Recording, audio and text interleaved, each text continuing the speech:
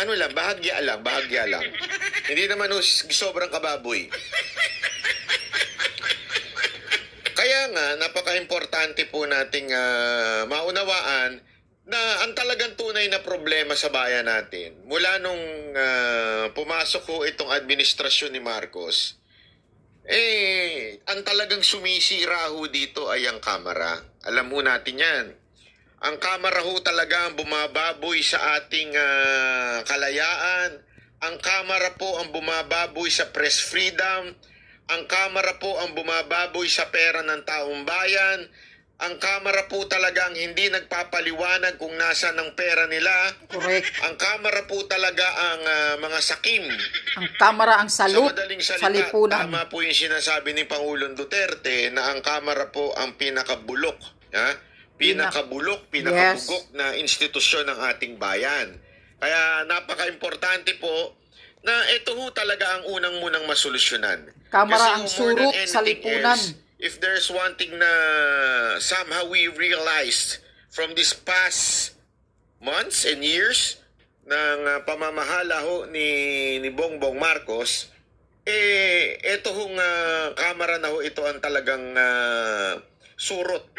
Yes, surot, salut.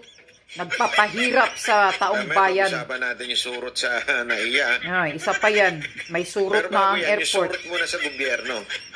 Itong Kamara, ang surot sa gobyerno. Ito talaga hong Kamara. Yan ako, naniniwala ho ako dyan. Correct. Kita nyo naman na grabe ho yung nangyayari. Hindi lang ho sa, halimbawa na ho sa ginawa nila sa press freedom ng SMNI, ginawa nila kay BP Sara Duterte, ginagawa nila sa ating konstitusyon, at higit sa lahat yung pambababoy mga insertion, ika nga, mga insertion, pambababoy diba? Sa People's Initiative kuno nila sa budget.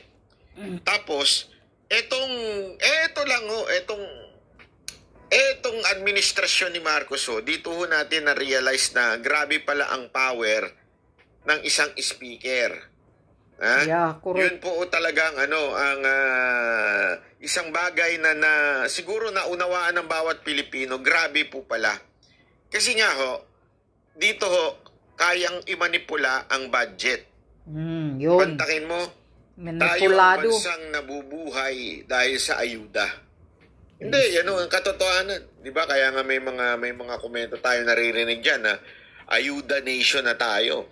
Para ho tayong bansang pinaaasa sa ayuda.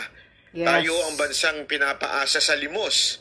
Dahil nga po alam nyo naman, ang mga Pilipino, pag nalimusan, nabigyan ng ayuda, kahit anong sabihin mo ay magbubulag-bulagan. Tama, mali, di ba?